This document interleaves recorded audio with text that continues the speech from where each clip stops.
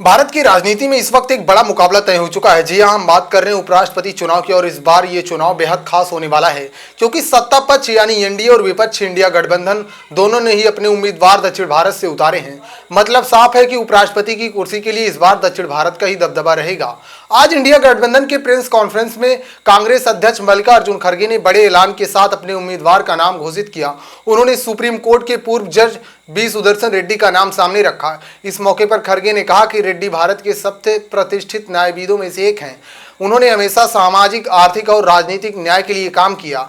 आइए अब आपको बताते हैं कि आखिर बी सुदर्शन रेड्डी कौन है। रेड्डी का जन्म 8 जुलाई 1946 को आंध्र प्रदेश के रंगारेड्डी जिले के एक छोटे से गांव अकुला मैलारम में हुआ। वे एक किसान परिवार से आते हैं, यानी जमीन से जुड़े इंसान हैं। पढ़ाई लिखाई के लिए वे हैदराबाद गए। 1971 में उस्मानिया यूनिवर्सिटी से लॉ की पढ़ाई पूरी की। उसके बाद उन्होंने अपने करियर की शुरुआत सिविल और संवैधानिक मामलों की प्रैक्टिस से की। 1988 से 1990 तक उन्होंने हाईकोर्ट में सरकारी वकील के रूप में काम किया। फिर 1995 में वो आंध्र प्रदेश हाईकोर्ट के जज बने।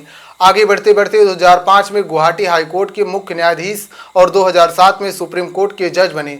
2011 में वो रिटायर हुए।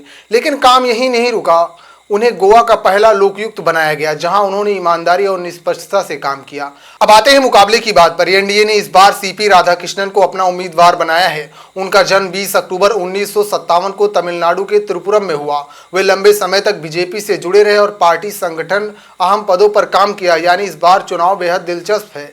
एक तरफ बी सुदर्शन रेड्डी, जिनका पूरा करियर कानून और न्याय की दुनिया में बीता, दूसरी तरफ सीपी राधाकृष्णन, जो राजनीति के जमीन से जुड़े खिलाड़ी हैं। दोनों ही उम्मीदवार दक्षिण भारत से हैं। अब सवाल यह है कि जब संसद भवन में वोटिंग होगी तो किसके पक्ष में पलड़ा भारी पड़ेगा।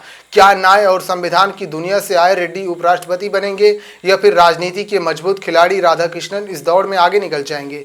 दोस्तों, आने वाले दिनों में मुकाबला और भी दिलचस्प होने वाला है। अब ये फैसला संसदों के हाथ में है, लेकिन आपकी राय भी उतनी ही जरूरी है। तो आप किसे उपराष्ट्रपति बनता देखना चाहते हैं, रेड्डी या राधाकृष्णन? कमेंट में अपनी राय जरूर दें। और हाँ, अगर वीडियो जानकारी पूर्ण लगा हो तो शेयर करना ना भूलिए। जय हिंद।